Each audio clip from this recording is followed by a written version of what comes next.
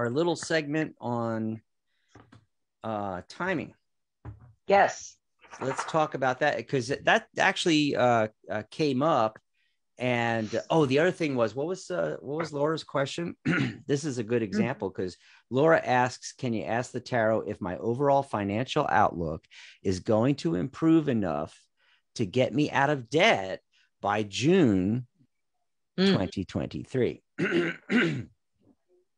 And so what I would do, I would do this differently in person, but here on the call, on a call, or in this case, it's the YouTube comments, I'm going to do my 5-card yes, no, right? Going to do that. And then the last card is going to be my timing card on this. And let's see, I'm getting, Tower. There's that 2 of Cups again. 8 of Swords. Yeah. So Laura, you're a little bit overthinking this too much. I think you're going to be able to do it. It's going to require, Tower card. It's going to require shift in foundation. Okay. So the way that you work with money, save money, how much you spend out, you're going to have to cut back and allocate to do that. Now this is something really interesting. So the last card, yet again, Page of Swords keeps showing up for some reason. And it's like, well, wait a minute, there's no number on that. So how do we use that for timing? Well, there's a couple of ways. One way is you ignore it and you go to the previous card. Real simple like that. Some folks will pull another card. So you could pull another card for timing. You may even build that into your spread as a separate element. I always use the outcome card or the final card I draw, but you might just pull something out and say, okay, this is going to be my timing card. However, and we'll get into this in another teaching moment here on Lies when we do court cards. We're going to talk about court cards and master numbers, maybe in a week or so. And discovered a long time ago that the master numbers in numerology equate perfectly to the court cards. So pages are 11, the master illuminator number, and the master builder number is the knights. The queens is 33, the master healer, master teacher. You can see that energy there, right? And then the 44 is the kings. So that's the master manifester number, master manifester. So with those numbers, you can, however you decide to use that, you still can do timing with court cards. So as an example, in my example, with the Page of Swords, that is the master illuminator number 11. So 11 months it may take. You can also reduce 1 + 1 is 2. So it could be 2 of something. 2 weeks, 2 hours, 2 days, 2 months. In this case, I'm feeling second quarter. That's another way you can use it. So somewhere between the second quarter and 11 months from now, I really think Laura's going to be able to knock this out. It may take a little longer than you're thinking. It might not be June per se. However, it's leaning that way because I'm getting 3 out of 5 yeses. So what does that mean? Whenever I get less than a strong 4 yeses or 5 yeses or 4 no's, 5 no's, then you really know not to do it. What that means to me is there's something left to be done, which I think has to do with what I said earlier, stopping the overthinking and shifting your foundations a little bit. I think if you really work on this, you can turn that those 3 yeses into 4 or 5 yeses and get it done by June. So there's a really good example of doing timing real simply in a spread. And before I go on with more timing stuff and ask Mary about her timing ideas, Mary, did you pull any cards for Laura, or should we just continue on? I'll continue on. I didn't pull cards. I pulled out my pendulum because it was it was a yes or no question. I just used my pendulum and got a yes. So I think you're going to be good, Laura. Nice. So continuing on with timing, earlier we had the 8 of Wands show up. And so when I'm doing a spread and I see cards like the 8 of Wands, or the Knight of Swords, I see things as moving more quickly. So that's an indicator towards timing. As I said, I typically, depending on the spread I'm using, I have a particular card that I always use for timing. And I don't stop there, though. I also look through the entire spread and look for is there a predominance of a certain type of card that's involved with timing, or one of the suits, for instance. If you have a lot of coins cards, a lot of pentacles, it might be indicating winter, for instance. If I'm seeing a lot of the same numbers, so my timing card is 2, and then I'm seeing these other 2s, that's a real strong indicator as well. But I typically pick the outcome card or the last card I draw. When they specifically ask about timing, sometimes I will pull a separate card and maybe even 2 or 3 cards for timing and put that off to the side. And then I pull other cards for the other aspects of the reading, and I'm using a lot of numerology. So I'm looking at the numbers and what's going on with that. But then the intuition has to come in along with reading the cards, looking at other aspects of the cards, looking at what other cards are showing up to inform your intuition about the timing card that you got. Because just getting a 2 doesn't tell us a whole lot. Is that 2 minutes, 2 hours, 2 weeks, 2 days, 2 months, second quarter of the year? What is that? So you're going to have to use your intuition. And we were talking about this on the last show, right, Mary? Intuition. Yes. Intuition. Yeah, I love intuition. I was wondering where you disappeared to. You were down there doing something. I couldn't make out what you were doing. I was like reading. Well, I figured, you were talking. You had the floor. So I was looking at my cards. Awesome. Sorry. Awesome. That's okay.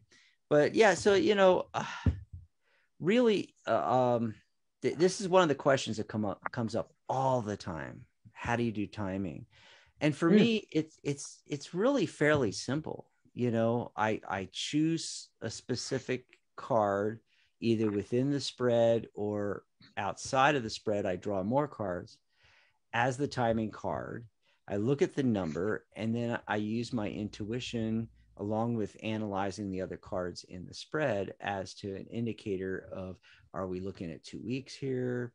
Often, if I get the gut feeling like it could happen sooner, but it might take this long, I might give them a range. Like, well, it could happen as fast as 2 weeks, but I'm thinking it's closer to 2 months from now. And I think a lot of this, Mary, has to do with trusting your gut feeling, trusting your instincts and your intuition when you do timing. I think that people are afraid to trust their intuition on it.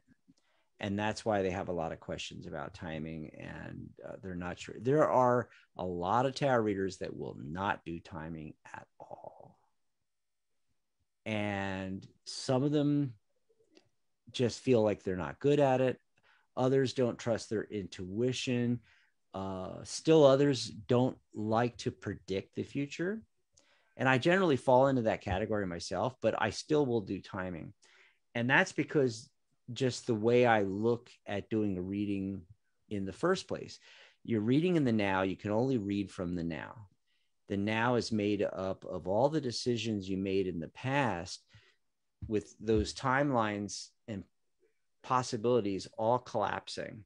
So you could have went this way or this way. And then on this thing, you could have went that way or that way. And this thing, you could have went this way or that way. And you made those decisions. The timelines collapse into where we are, the now, like Eckhart Tolle would say. Eckhart Tolle, we're in the now, so we can only do a reading from the now. And so when we look into the future, what we're looking at actually is the trajectory from the past and those choices through the current moment into the future. And then the farther away you get, the timelines start to diverge again. And that's because you haven't made. You're freaking me out, man. I'm like watching this. Like, it's all physics and everything. Yeah, but I'm almost done. But that's because you haven't made those decisions as you're going out. That's why I don't make predictions farther out in the future, like past 6 months. I don't do year, 2 year from now kind of thing. So I feel comfortable going ahead and giving someone some timing in a reading only because I explain to them, I'm giving you this from now, and the trajectory you're on, this is where it looks like it ends up in 2 weeks, 2 months, 8 days, whatever's coming up is the timing. But I remind them that they are in control. And this is just what I can tell them is the potential coming from the trajectory from the past into this current moment where we're doing the reading. So that's why I feel really comfortable doing timing, because, but it didn't happen, in 2 months. Well, yeah, because I informed you and then you made decisions along the way. Maybe you wanted it to happen faster, So I don't feel like there's this, I don't feel the weight of the world on my shoulders, Mary, where it's like, oh, but you might not be right. You might be wrong. It's like, well, yeah, there's a lot of possibility of wrong. In fact, in a lot of situations, I want to be wrong because the client doesn't want that outcome and they can decide, on a different outcome. So what's your feelings on timing, Mary? Like, do you do a lot of timing in your readings? Yes, I do a lot. I do a lot more than I'd like to. You're like me. Look, I find it very interesting. I'm actually working on a timing oracle deck. Ooh, cool. Concept, don't expect anything anytime soon, people. Okay. Because I'll tell you what happened next month. Something weird happens when we try to harness time. Okay. That's how I feel, like trying to just work with the concept. I feel like it's above my pay grade in a major way, as it is all humans. That's how I feel about it.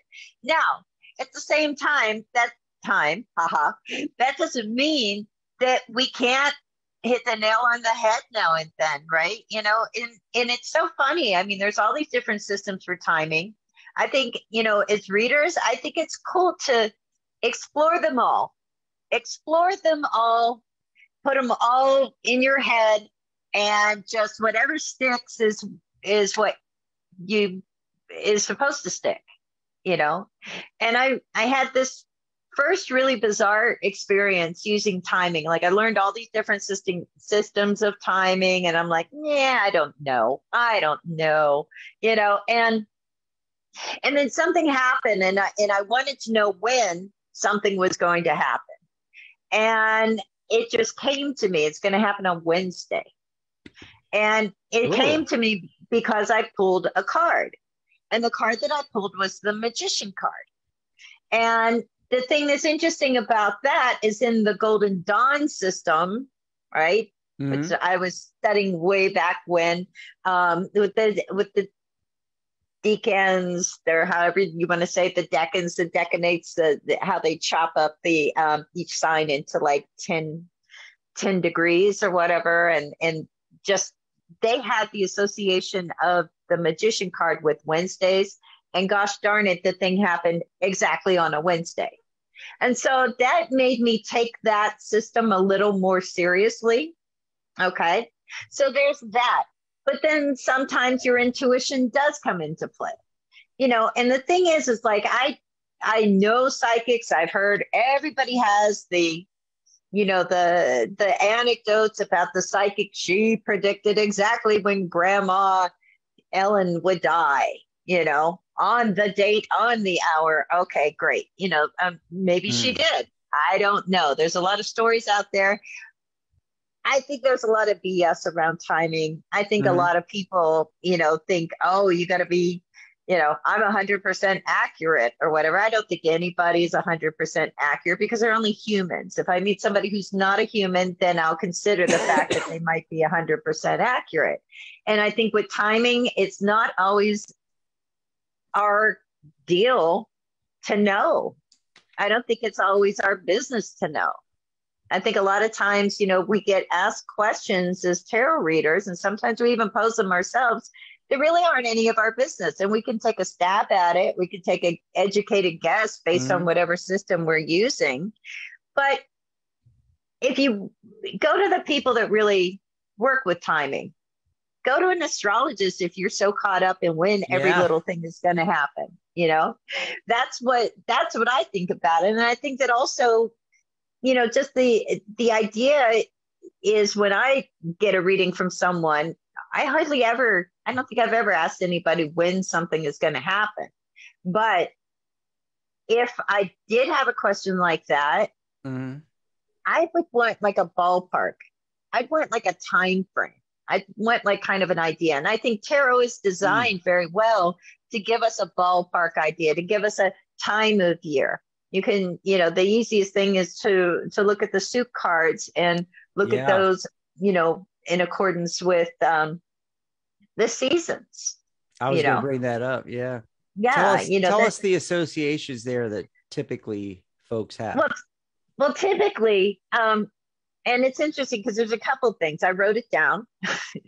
But like wands, for a lot of people, just by the seasons, are associated with spring, cups with summer, swords with autumn, the discs or pentacles with winter.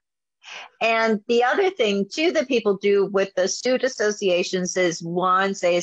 Some people said, now it's a kind of funny thing, right? Because there's two schools of thought, at least, right? For some people, wands are associated with days. So if you get like the 3 of wands, it could be 3 days that happens. And the swords cards are associated with weeks, and the cups card associated with months, and the pentacles associated with years. So that's where it gets tricky if you're predicting out years from now. But I don't feel comfortable doing that because I feel like life is dynamic. Things happen all the time, and we're not in control of everything that happens. Everything could be great. You have these great plans for the summer or whatever, but then, somebody else, something's going on with them, and they end up causing a car wreck, and that delays everything, and you got to push off your summer plans. I mean, that stuff happens all the time in people's lives. And so I kind of leave the door open that everything is flexible. Everything's in flux. Everything's moving. There's a lot of moving parts. Now, the interesting thing about those associations of associating wands with days and swords with weeks, it's all based on which is faster. And for some people, fire is faster, and for other people, air is faster. Yeah, I'm that way. You think like I see it that way. You think of like a, crazy, like, tornado or hurricane, something where you have these, winds that are just like blowing everything out, or you think of a forest fire that just, happens so quickly as well. And so, none of this is really set in stone. And I would also hazard to say that I don't think that tarot was ever designed for timing. I think that's something that came hundreds of years after tarot was first appeared. I don't think that it has really anything to do with it, but at the same time, you could use anything for timing, Sure. You can use anything for timing. You could even make your own deck for timing. And, a few people have done that. I've kind of dipped my toes into playing with that. And, life gets crazy when you're trying to control time. Yeah. So, yeah. A warning to you all. Well, I never go to a reader and ask for timing either. For me, it's more about the how do I make this thing happen versus when. And the what should I be focused on? What do I have to look out for? What do I have to look forward to? Because the speed of it is dependent on me, really, how fast I move in a particular area of my life after I've learned the what and the how from the tarot readers. Yeah. I'll tell you, it's really interesting how many people are concerned with when something is going to happen. And I think I don't know what that says. I think it's interesting. It may just be this sort of kind of thing of like maybe people that are like very regimented and like, I want to plan out every little aspect of my life, which of course nobody can. But, I think it has something to do with that. But there's a lot of people always wanting to know when every little thing is going to happen, which is pretty wild. So I'm going to say the same thing with timing that I say with a lot of other aspects that we may teach on the show that have come up in the past, where it's really up to you, and maybe you're not going to do timing at all, but if you're going to do it and all these different associations and just stay consistent. That's what I'm going to say. I think if you, whatever you pick, whether cups is summer or cups is spring or what have you, that kind of thing, or the way you do the timing, or what card is the timing card, or, do you pull separate cards for timing, however you decide to do it, I gave you the example of, how you can still get the numbers with the core cards, but some people, when they're doing timing, have specific cards in mind. And so what they do is they take their deck and face up, and they're going like this. And so if they get core cards, they skip them. Some people don't use major arcana either. They only use minors and only certain minors.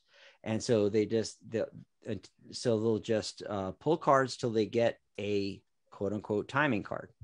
That's how some people do. Some people only use majors for timing. And so, they'll skip core cards, they'll skip minor arcana cards and wait until they get a core card. Okay, there's my timing card. Until they get a major.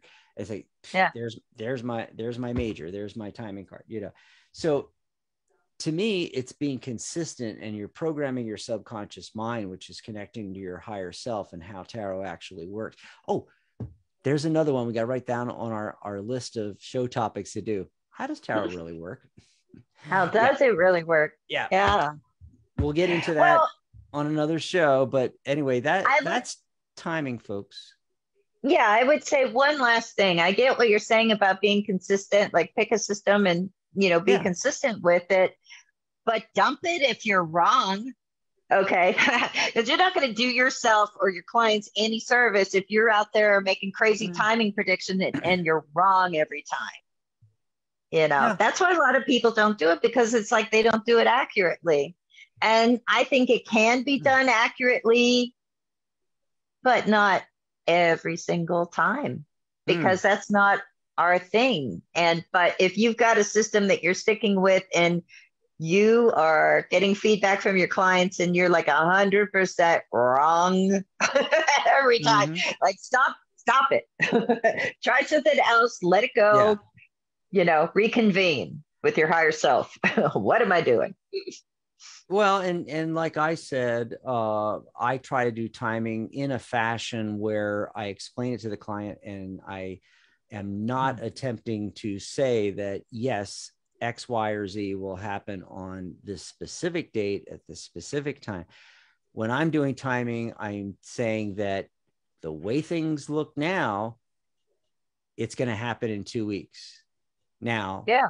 do you want it to happen faster? Now, if it does happen in 2 days instead of 2 weeks, am I wrong because I predicted 2 weeks? No, I'm not wrong. You've changed it. You've changed the future. I'm But you want predicting. to. Yeah. You want to do that. Yeah. And so that's my point, is that you really, this whole accuracy thing, I think is ridiculous. It's like, you know, you see all these psychics go, oh, I'm 97% accurate. It's like, Yeah. oh, so everything you say to your client becomes a self-fulfilling prophecy and they do it. It's like, I don't necessarily want my clients to do what I'm seeing in the cards if that's not what they want. Yeah. Anyway, Yeah. enough on timing, because we got people waiting here. I did want to mention that besides the tag team readings, you guys can, send us a tip, buy us a cup of coffee. Maybe you're learning something from these shows, from the topics we're talking about, like the timing today, or maybe you got a reading that you really enjoyed, or something like that. Go ahead and buy us a cup of coffee. Go over to coffee.tarottoday.live. All righty.